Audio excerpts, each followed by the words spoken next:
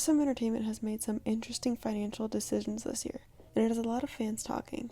Their tactics are questionable at best, manipulative at worst. Why did SM push so many cash grabs in the beginning of 2024? Are they truly this bad at managing their groups under their company, or is there another reason why they must be scrambling for cash? Can politically left-leaning fans ethically consume K-pop? Let me start with what they've done in the first quarter of this year with NCT, which is when this video was originally made.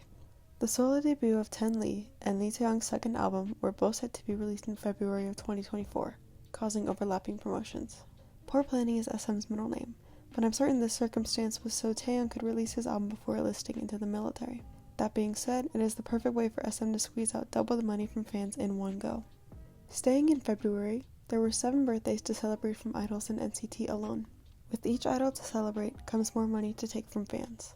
SM drops birthday MDs for every idol, but as you can see in this video, I am focusing on NCT sales. This year's MD is a birthday-related dessert photocard holder, which is different in each month, alongside a necklace with their birth date and matching PC, totaling 50,000 won before tax and the high shipping rates to anywhere outside of Korea. If you are lucky and are biased to Jisung, you have an extra birthday MD which totals 168,000 won before shipping. SM understands how well they can manipulate the photocard market and the fans, and they decided to re-release NCT light sticks with randomized 1 out of 20 photocards for each purchase. They also decided to raise the price of the light sticks because of this. Only a few months later, SM releases a new light stick for NCT with 4 different plate versions for each unit. Even though these are interchangeable, you cannot buy any plates separately and have to buy multiple sticks or find someone to trade with. The last non-album, FanCon, and birthday drop from this quarter is Renjun's hoodie designed for fans for a whopping 79,000 won. This price even shocked Renjun, who went to Weverse Live and was speaking about the production of this hoodie. He said that he wanted to make it as cheap as possible since it was a present for fans, and he wanted us to match with him and the other members who were gifted their own personalized version from him last Christmas. He apologized for the price because he said the total kept adding up when he was designing it. This quarter of shenanigans is what sparked my interest to deep dive in SM's sales tactics and their internal financial issues. I'm going to start with the Kakao takeover in March of 2023, when I began to see the issue start to spiral out of control. There was something worse occurring inside the business.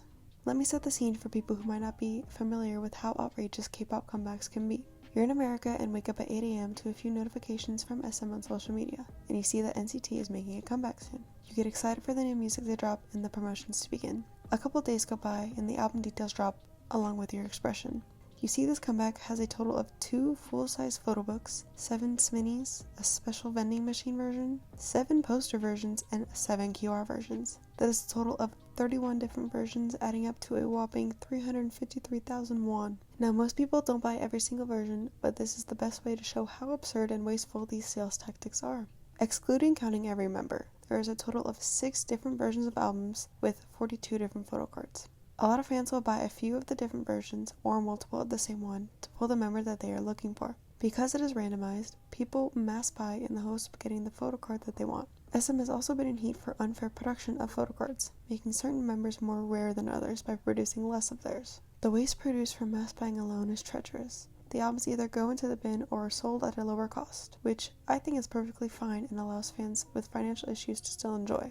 The average photo book is about the width of 1 to 3 comic books, yet there are some that are as thick as non-fiction books. A single entertainment company produces, at the minimum, 1,395 tons of plastic from the CDs inside these albums alone. This does not take into consideration the plastic that they are packaged in, the photo book itself, and the resources wasted to produce it all. If you thought the amount of money, photocards, and waste from above in that singular comeback was a lot, it truly doesn't even scratch the surface. SM adores the fans of these idols a lot, and were so kind to give us these special little pieces of boy paper called pre-order benefits, which we shorten to POBs for simplicity. These POB photocards are made specifically for certain websites to sell alongside their stock of pre-orders, as well as for fan signs. They also have certain store-exclusive versions of the same album, only repackaged with 1 different store-exclusive photocard, excluding the original. This comeback included Target, Walmart, D2C, and a Japan exclusive. Pop-up Lucky card draws can also be bought outside of the albums, and in SM style with multiple versions. With all that combined, there was a total of 672 photocards to collect. Mass buying albums isn't only for pulling your favorite member,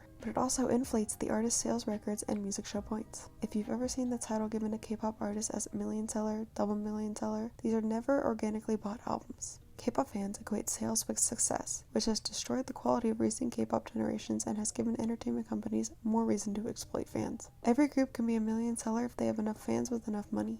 Another incentive fans have to mass buy albums is to speak to these idols. There are certain websites that sell fan sign raffles for both global and Korean fans. One album equals one raffle ticket, so the more you buy, the more likely you are to win and have the chance to ask them uncomfortable questions, make them too aegyo at nearly 30, or be horribly rude to their face. Since there is no limit to how many raffle tickets you can get, a lot of these fan calls are won by the same people who have the means to spend thousands of dollars on a 2-minute call. Yeah, I know you because I saw you yesterday.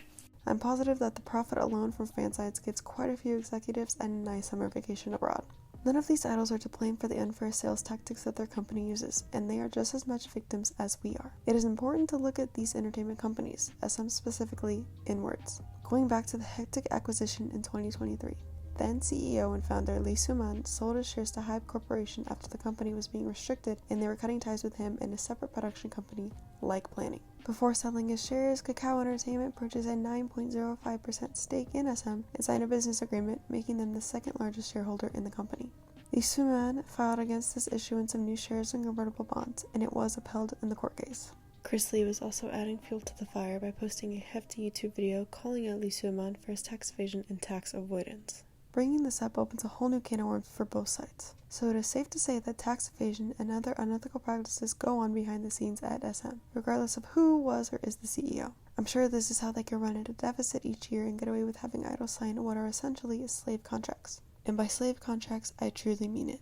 From as far back as the 13-year-long contract in the second generation TVXQ, a more current contract amongst SM idols is the 7+3 contract. The contract is split up with a 7-year domestic, 3 years overseas deal. EXO members Chen, Xiumin, and Baekhyun sued SM last year and terminated their contracts with the legal team for lack of transparent settlement reports and settlement grounds, which exposed us to the reality of the contracts many of these idols are still currently locked in. Not getting paid what you are owed is not only illegal, but unfair and inhumane. Just as inhumane as these idols are being treated physically for the company to make profit that they aren't even seeing. We can take Mark Lee and Haechan Lee from basically every NCT unit besides Wish and Wavy. They have poorly planned comebacks between their two main units, which is 127 and Dream, and they have the added stress of NCTU and SM Town. When they fall sick, they are expected to work until the point of hospitalization, even though, time and time again, we see a doctor's note doesn't always save them from getting uninterrupted rest. At the end of January 2024, Kakao requested an audit of SM's management from an outside law firm. This brings a lot of speculation of another shuffle of management. Funnily enough, when I first started this video in February of 2024, there was already an investigation on Kakao for stock market manipulation stemming from the 2023 acquisition, and there is currently an arrest warrant out for Kakao's chairman Kim Bom-soo. He was reported to have adjusted the market price of SM stock with an investment of over 240 billion won. I would like to conclude this video by stating that I am a fan of many SM groups. This is purely about the capitalistic, manipulative, parasitic roaches that are running SM Entertainment currently. To answer my question in the beginning, there is not ethical consumption under a capitalistic society. Our clothes are unethically made in sweatshops from overseas at a cheap price point. The device you are watching this on is killing Congolese men, women, and children. I hope this causes at least one person to be a more conscious consumer. Care about your money spent, where your waste ends up, and what your actions are contributing to on a global scale. You don't need everything these companies release for the sake of owning it, but think about your impact and how this behavior enables companies to come up with more devious sales tactics to prey on fans.